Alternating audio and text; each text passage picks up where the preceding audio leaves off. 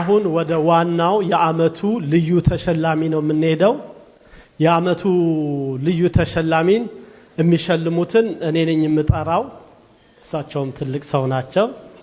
የቀድሞ የሀገር መከላከያ ሰራዊት የጦር መኮንንና የኢትዮ ጀርመን ተግባራዊ ትምህርት ቤት ምሩቅ ሲሆኑ በስራ ኃላፊነት ደረጃቸውም ወታደራዊ ፖለቲካ ጠቅላይ መምሪያ የህዝብ ግንኙነት ኃላፊ ነበሩ።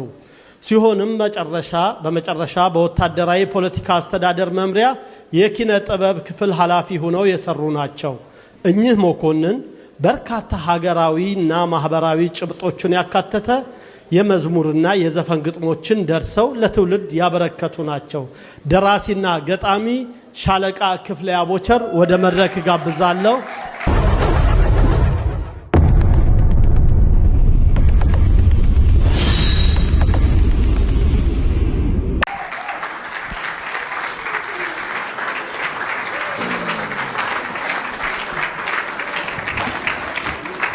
እንኳን ደህና መጡ።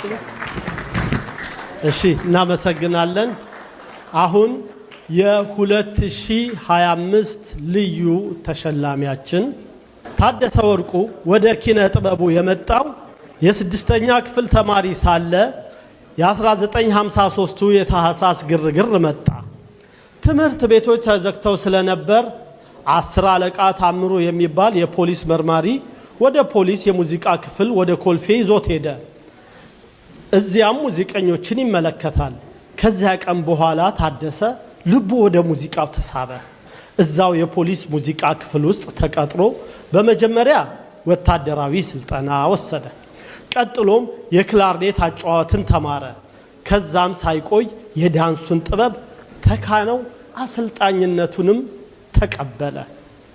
በመቀጠልም ታደሰ ወርቁ ወደ ብሔራዊ ቲያትር አቅንቶ በዘመናዊ ክፍሉ በተወዛዋዥነት ተቀጠረ። በዚህም ቲያትር ቤት ከሚመጡ የሙዚቃና የዳንስ አሰልጣኞች ጋር ለመስራት እድሉን አገኘ።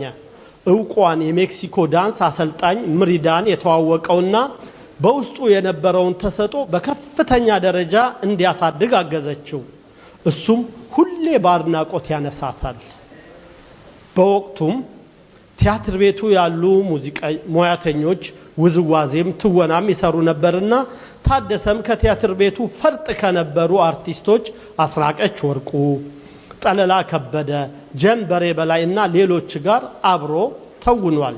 ከነዚህም ቲያትሮች እናት ዓለም ጠኑ፣ ዋናው ተቆጣጣሪ፣ አሉላ አባነጋ ጥቂቶቹ ናቸው። ታደሰ በውዝዋዜ ባለሙያዎች ህሊና የማይፋቁ ከሙዚቃ ባለሙያዎች ልቦና የማይጠፋ በተመልካች ትውስታ የማይርቁ ስራዎችን በተደጋጋሚ አቀረበ።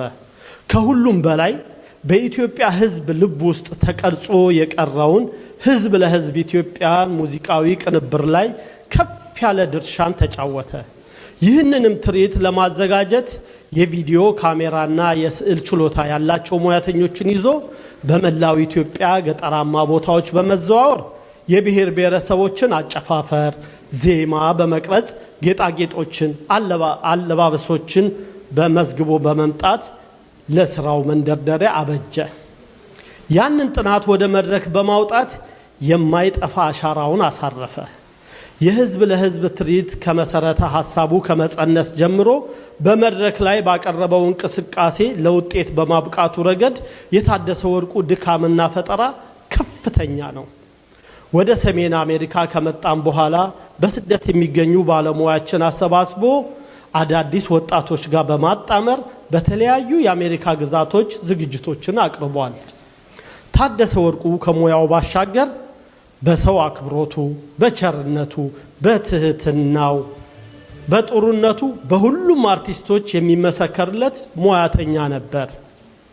ታደሰ ወርቁ በሴፕቴምበር 5 2020 ዓመተ ምህረት በሕክምና ሲረዳ ቆይቶ ከዚህ ዓለም በሞት ተለይቷል። ልዑል እግዚአብሔር ነፍሱን ከደጋጎቹ ከአብርሃምና ከይስሐቅ ጎን ያሳርፍልን፣ አሜን። የሱን ሽልማት የሚቀበልልን ልጁ ትውልድ ታደሰ ወርቁ በመካከላችን ስለሚገኝ ወደ መድረክ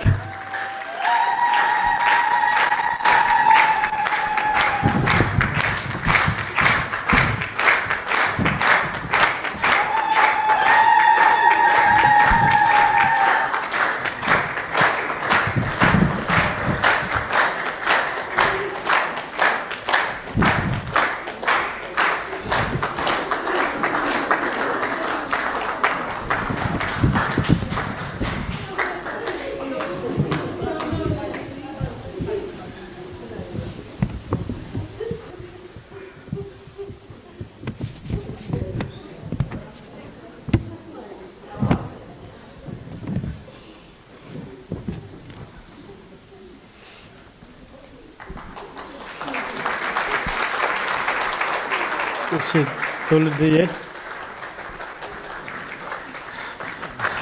እናመሰግናለን። የሚሰማሽ እናንተ ማሰከናለን ወዳችኋለን። በቃ